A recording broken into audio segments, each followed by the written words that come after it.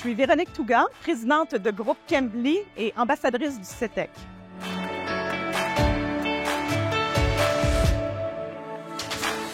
C'est à l'âge de 24 ans, donc pendant que je faisais mes stages, que j'ai intégré l'entreprise qui est Cambly à titre de commis comptable. Donc moi, mon parcours professionnel, c'était de commis comptable à vice-présidente jusqu'à présidente à l'âge de 33 ans. Donc un peu trop tôt, je vais vous dire, parce que mon père, à l'époque, avait peut-être un peu moins d'énergie. Comme Cambly vivait une croissance de 100% de ses activités, alors, à ce moment-là, il m'a dit « Moi, j'ai pas l'énergie, c'est sûr que je vais pas passer à travers ça. Est-ce que ça te dit de prendre la présidence? » Toujours très assoiffée de défis, j'ai immédiatement dit oui, sans aucune hésitation. Mais avec du recul, je peux peut-être comprendre que c'était peut-être un peu tôt, un peu trop ou un peu drastique.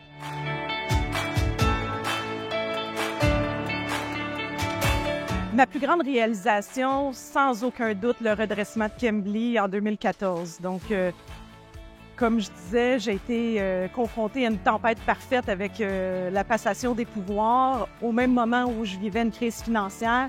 Mais pour moi, j'étais inébranlable à ce moment-là, puis c'était hors de question que j'allais laisser cette entreprise-là mourir. Alors, le redressement de Cambly, pour moi, a été ma plus grande réalisation à vie.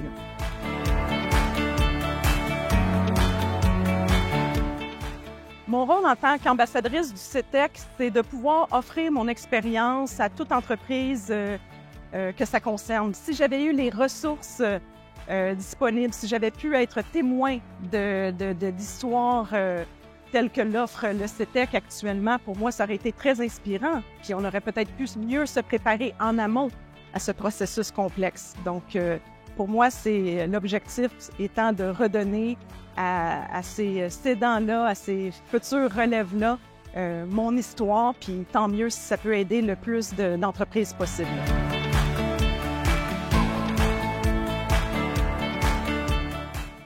Je suis très préoccupée par le sujet de l'entrepreneuriat au Québec, mais d'un autre côté, je suis rassurée quand je vois qu'il existe un organisme comme le CETEC qui fait beaucoup de sensibilisation face au reprenariat au Québec. Donc, pour moi, c'est très rassurant.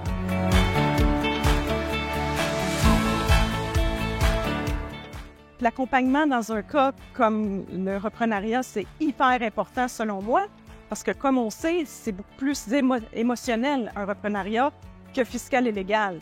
Donc, d'avoir de bons conseils, d'être bien soutenu dans ce processus complexe-là, c'est hyper important à mon avis. Un autre conseil que je donnerais pour une entreprise familiale particulièrement, c'est peut-être de ne pas négocier pour soi.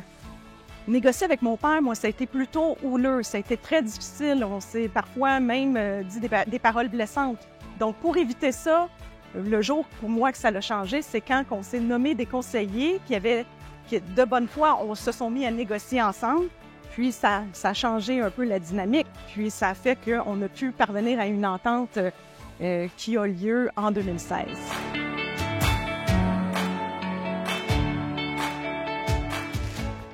Une anecdote que je pourrais raconter, c'est vraiment à la journée de clôture. Donc, en juillet 2016, lorsque j'ai acquis les actions de mon père, on était tous réunis dans la grande salle de conférence. Et donc, une fois les papiers signés, je me retourne et je m'aperçois que l'avocat est en train de verser une larme. Donc, ça m'a juste prouvé à quel point ce processus-là était humain.